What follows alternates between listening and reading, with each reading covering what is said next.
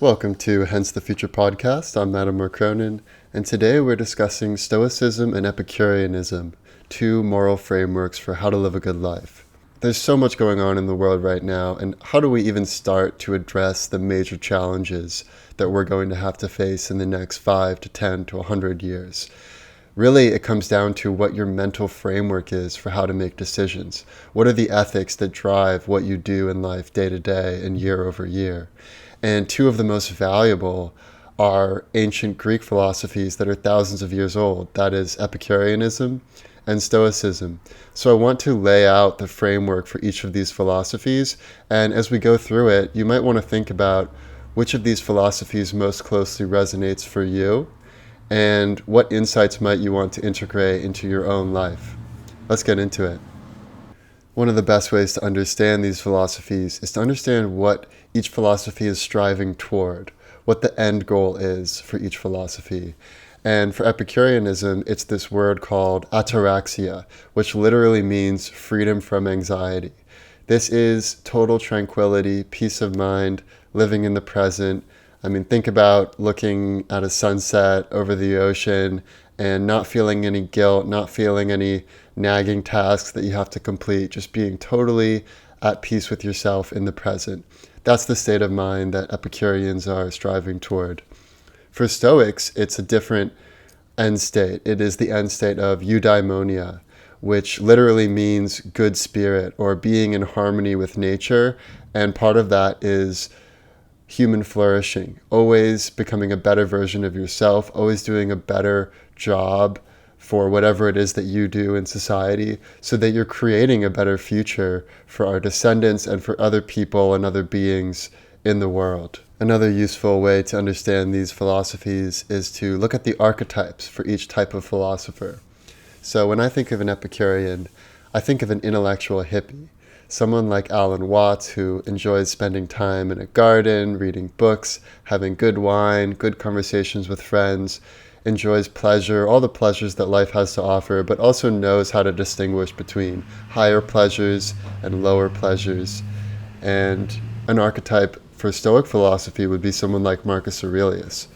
Marcus Aurelius was considered the last of the 5 good emperors of Rome, and he also was named the philosopher king, because everything he did was within this Stoic framework. And he dealt with tremendous hardships during his time. This is towards the end of the Roman Empire, when there were barbarian hordes at the gates of Rome. There was plague he had to deal with. People were constantly trying to assassinate the top officials of the Roman Empire. His wife died. So this is someone who, despite all of his hardships, he never let emotions overtake him. And he never neglected his duties. Even in the darkest of times, he would get up early, he would do what he needed to do for the good of the empire, and that created tremendous ripple effects of good. You can probably already see that these are two different ways of living. The Epicurean way of living is more secluded. You're less focused on changing the world, and you're more focused on enjoying reality while it lasts. So you might spend time in a garden, you might read books, you focus on having pure friendships, which Epicurus considered to be the purest type of relationship, because there's no ulterior motives. You don't want something from them, they don't want something from you. You just purely enjoy each other's company. And there's a quote from Cicero that I think about often, where he says, "If you have a garden in your library, we will want for nothing," which basically means all you need to live a good life in the Epicurean view is a garden, some nature, some good books, some friends, maybe some wine, and that's really all you need. You can live a wonderful life just with those simple pleasures. The Stoic way of life, by contrast, is about what you do externally and how you affect the rest of society. So it's all about fulfilling your role in accordance with nature. So it is about human flourishing, but not at the expense of all other beings on earth. It's really about doing what is best And that means fulfilling whatever your role is in society. So if you are the type of person that's drawn to becoming a lawyer, you should try to be the best lawyer you possibly can and really uphold the law and your sense of justice rather than what is most beneficial to you personally and what will give you more power. Same thing if you are an emperor, if you're a craftsman, if you're a soldier, whatever your role in society is, it's your duty to fulfill that role to the best of your ability. And you should have moral courage. You should be willing to stand up for your beliefs, even if that means sacrificing yourself or your own life or your own happiness. And there's a quote here that I really love from Marcus Aurelius, where he says, "Let virtue lead the way, then every step will be safe." So you can think of this Stoic way of life as really a virtuous way of life. Think about what the quintessential virtuous man would do. So for you, you might think, what would Jesus do? What would the Buddha do? What would Marcus Aurelius do? And if you can live your life in that way, you won't have any guilt. You won't have any sense of regret or that you didn't fulfill what you needed to fulfill in the time you have on this earth. And that can be an incredibly fulfilling life, and it does tend to be a more public-facing life than the Epicurean worldview. Now I want to get into some thought experiments that will provide philosophical arguments for Epicureanism and for Stoicism, and you can reflect on which arguments are most compelling to you. So let's start with Epicureanism. The part of Epicureanism that really resonates with me is the notion that someone at some point has got to do the actual living. And this notion often comes up when you think about how so many people are living their lives just to create a better future down the road. So you might, everyone's heard stories of, oh, my grandfather worked in this really awful mine and he worked so hard every day just so he could create a better life for his kids. And I think a lot of people live this way where they're not really enjoying their own life. They're seeing their own life as sort of a means to an end. So they might be suffering and miserable every day, but they think, well, I'm fulfilling my role in society. But this is a little bit of a trap because eventually we will experience the heat death of the universe, which means it really is all about the journey. At some point, everything will come to an end. So even if we do everything we could possibly want to do, we colonize the stars, we extend longevity, we create benevolent, super intelligent AI. Even if we did everything we could possibly want to do, eventually it will all come to an end. So that is a little bit of a crack in the progress as being the most important goal framework of Stoicism.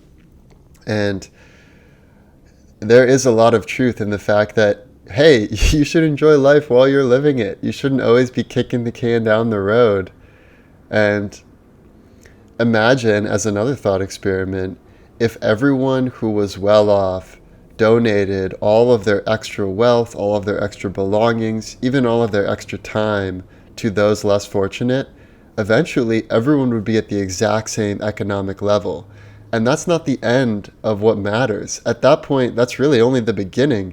People then still need to find what's compelling for them and what makes life worth living. So in that sense, it really is most important that you enjoy your life, you enjoy the time you have here on earth, you do what makes you happy, and you're not always living someone else's life or doing what someone else thinks you should do. Time is precious, life is precious, and you should live life in accordance with what makes you happy. That's the philosophy of Epicureanism. Another argument for Epicureanism that really resonates with me is this notion of the coincidence of opposites. And Alan Watts talks about this, which is that you cannot have good without evil. You cannot have up without down.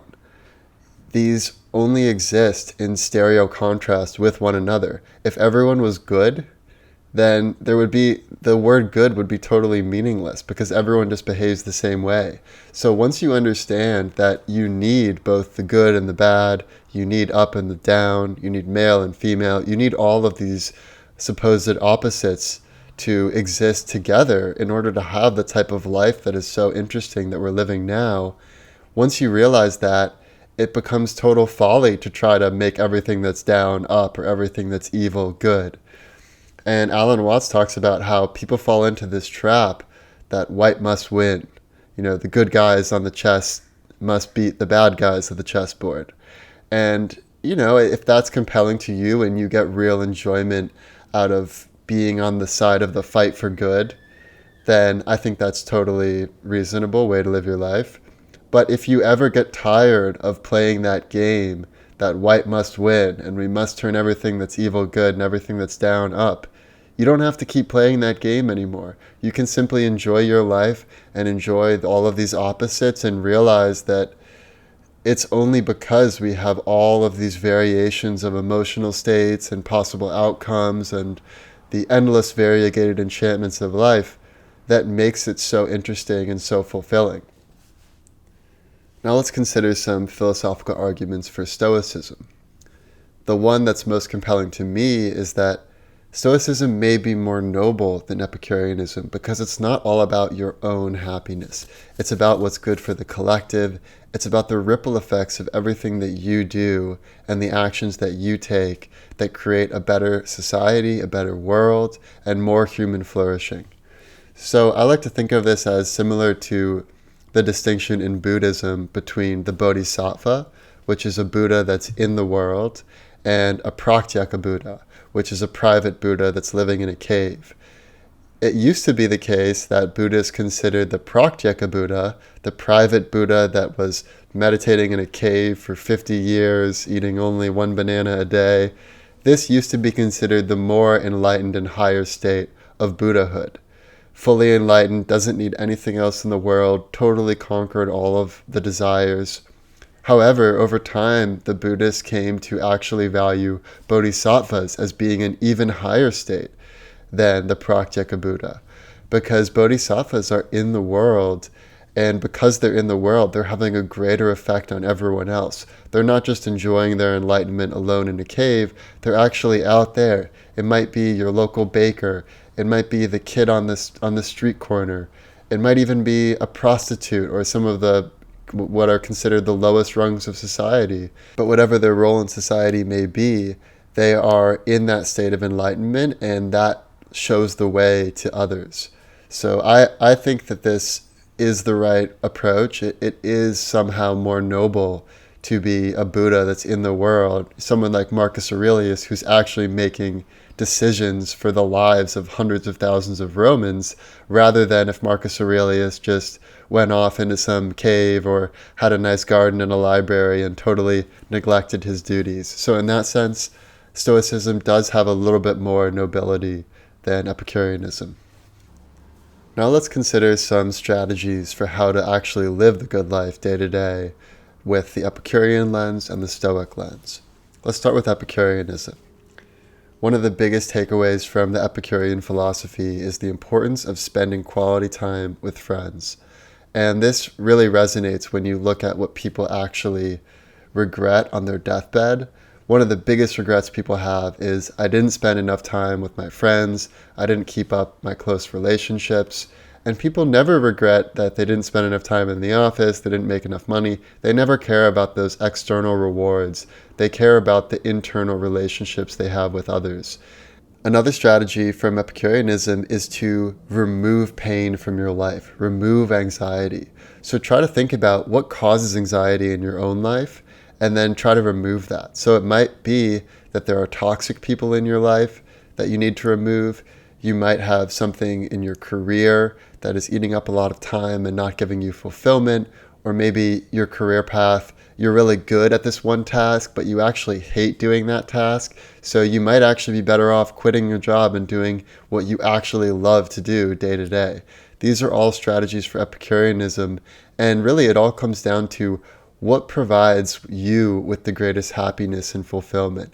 So you can really use your own mental state and how peaceful you are, how tranquil you are, as sort of like a navigation system for where you need to go in life. And I'll say one quote to bring this point home, which is that of all the means to ensure happiness throughout the whole life, by far the most important is the acquisition of friends. Now let's look at some Stoic strategies for how to live a good life day to day. One of my favorite strategies is what's called prospective retrospective. And it's essentially looking at your current life through the lens of yourself as an old man or an old woman. So right now, I'm here, I'm recording this podcast, I'm young, I'm healthy, things are pretty good in my life, even if there are some challenges I have. And so when I think about myself right now as an old man, perhaps on his deathbed, I would think so fondly about the place where I am in life right now. And I would want to cherish every moment I have with my youthful body, my sharp mind. Everything's going pretty well right now. And even if things aren't going well, when you look at your life from the perspective of an old man on his deathbed or an old woman on his deathbed, you can really enjoy life to a far greater extent than we typically do. Because typically we get caught in what's called the hedonic treadmill, which means you always acclimate to whatever your current state is, and then you want something more. So if you make a higher salary next year, you live in a bigger house, you have a better car, whatever it is, you're just going to want more proportional to whatever your steady state is. So one of the ways to escape that hedonic treadmill is to use this technique of prospective retrospective. And a similar technique that's also super valuable is what's called the last time meditation. So imagine whatever it is you're doing. Let's say you're tucking your daughter into bed at night, you're going surfing with a friend, you're mowing your lawn. It doesn't even have to be something you particularly love to do, but imagine it's the last time you're ever going to get to do that. And you will probably cherish those moments far greater extent. So if I think if I'm going off to work and I kiss my wife, if you think this might be the last time I kiss her, and you never know, right? You could get hit by a car, or you never know when life is going to end. So having that always in the back of your mind of, hey, this could be the last time. That's a good way to really focus on what's important and have perspective. Another similar strategy is the search for silver linings. And this is really relevant for Hence the Future because it's all about considering the worst case scenario combined to the actual scenario that you're in. So even if something terrible happens, like let's say you get hit by a car while you're crossing the street and your leg totally breaks and you're not going to be able to walk for 6 months, that seems like a horrible thing. You might normally get really depressed and, oh man, I can't even walk. I'm totally, in a terrible state. But if you think about what could have happened, like the fact that you might have become paralyzed and never walk again, then that will help you put things into perspective. There's this one book which talks about this man who had locked-in syndrome, where he literally was only able to move his eyes and blink his eyes, and he couldn't do anything else. He was completely immobilized from the neck down.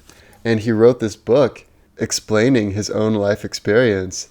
And it's super powerful because when you compare yourself, whatever you might be experiencing, if you lost your job, you just broke up with your boyfriend or girlfriend, whatever it might possibly be, you are in a much better state than that guy.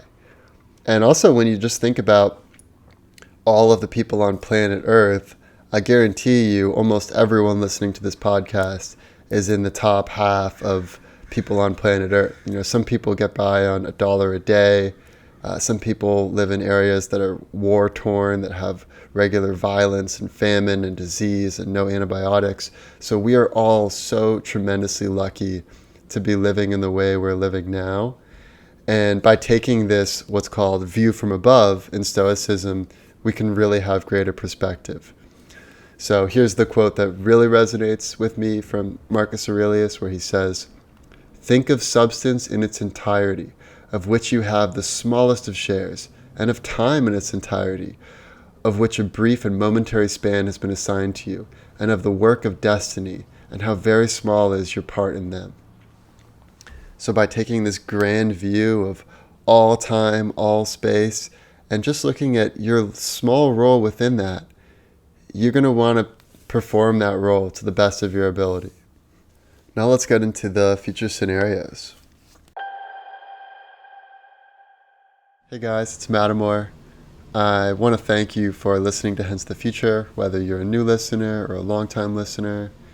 And I want to do something for you guys. I want to give back to you guys for being so supportive of the show. So I urge you to go to hencethefuture.com, scroll to the bottom of the homepage, and enter your email where it says Enter the Void.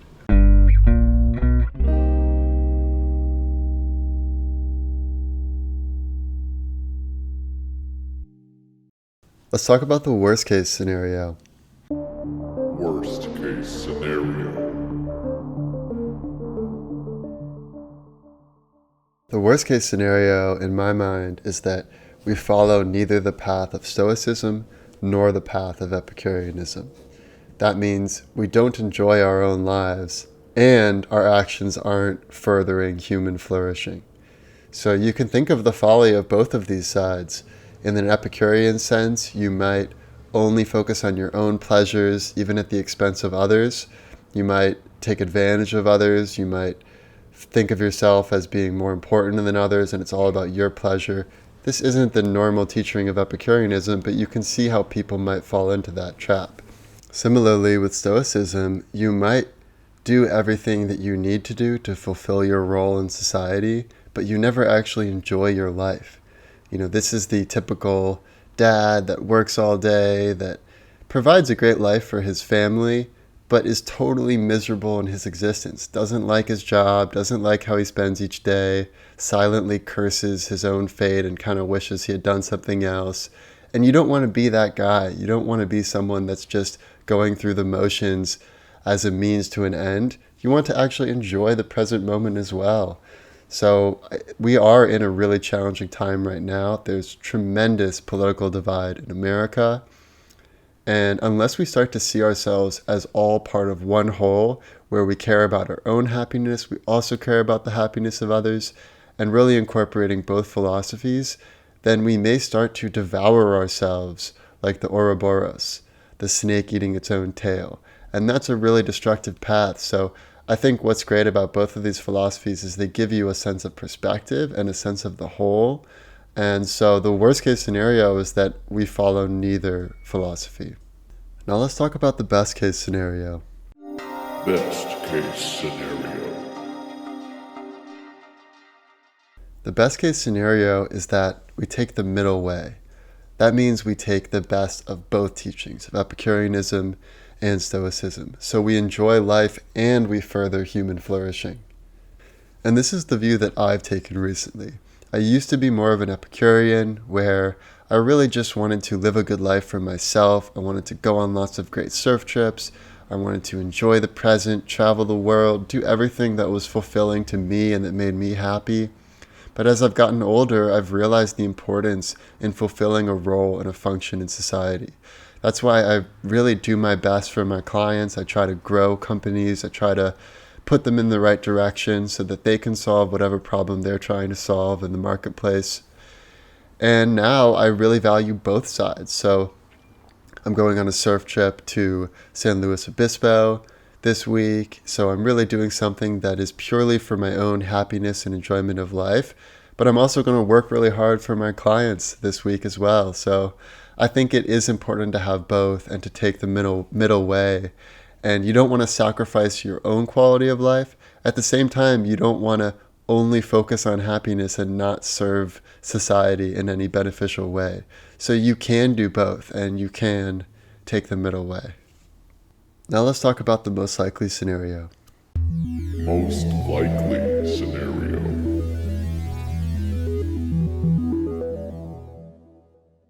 My most likely scenario is that we are emerging and we are always becoming a better version of ourselves, but we are about to go through a really difficult transitionary period. I think especially the next 5 to 10 years is going to be pretty tumultuous, and we're going to have to grapple with a lot of major changes. Technological changes, societal, economic, financial, climate-related. And when times are tough, people do tend to get nasty. They tend to let their emotions take over. They let anger and anxiety take over. And that's why it's really crucial when we're in these dark times and we have these major challenges, it's crucial that we return to these moral philosophies and these frameworks that can help us make any decision to become a better decision. And I just want to finish off with something that's important to keep in mind, which is that we control the inputs of our own lives. We don't control the outputs. So one way to think about this is, imagine you're a Greek or Roman soldier, hoplite soldier, and you're going into battle and you have a spear and you're throwing your spear. You want to aim with as much focus as you possibly can and give it all of your strength and do everything you can possibly do. But as soon as that spear leaves your hand, it's up to the gods. You can't do anything. There could be a gust of wind, someone could block it with a shield.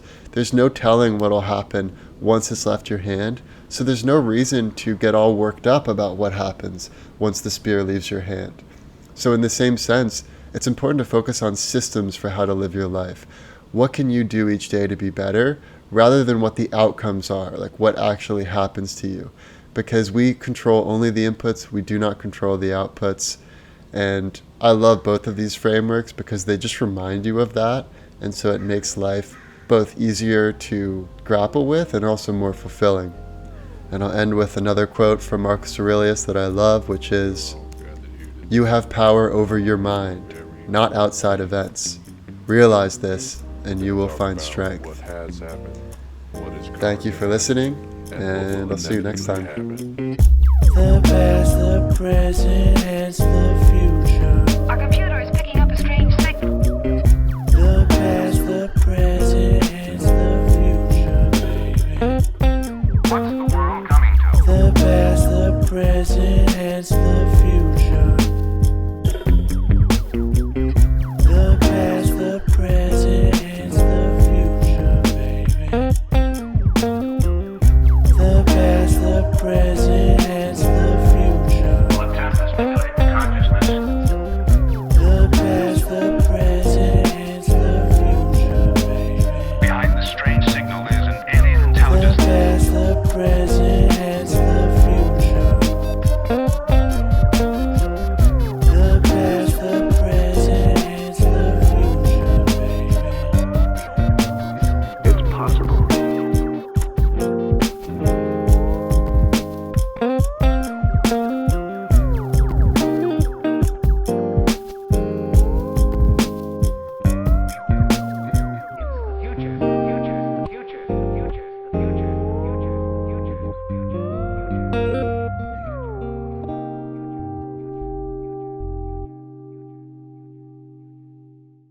Hey guys, it's Mattimore. One thing you may not know is that in addition to Hence the Future, I also run a performance marketing agency, and we help startups and small businesses grow their companies and attract customers. So if you're interested in growing your business, you can reach out to me anytime at mattimore@noblegrowth.co, or you can go to noblegrowth.co and connect with me through my website. I'd be totally happy to have a call with you. At every moment. Because you see, it starts now. You've arrived at Noble Growth.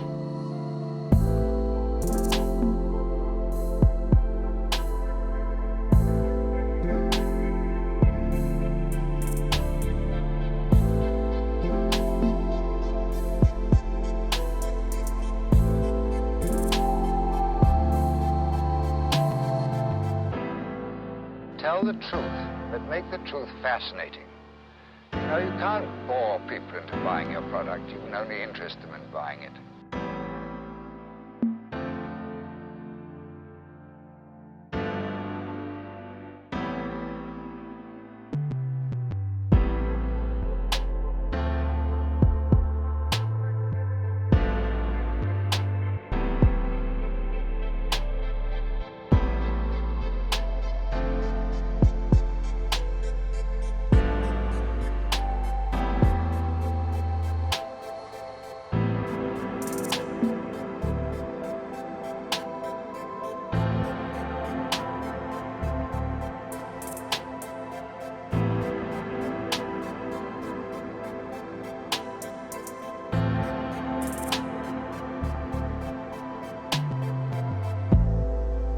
Marketing is about values. This is a very complicated world. It's a very noisy world. And we're not going to get a chance to get people to remember much about us. No company is.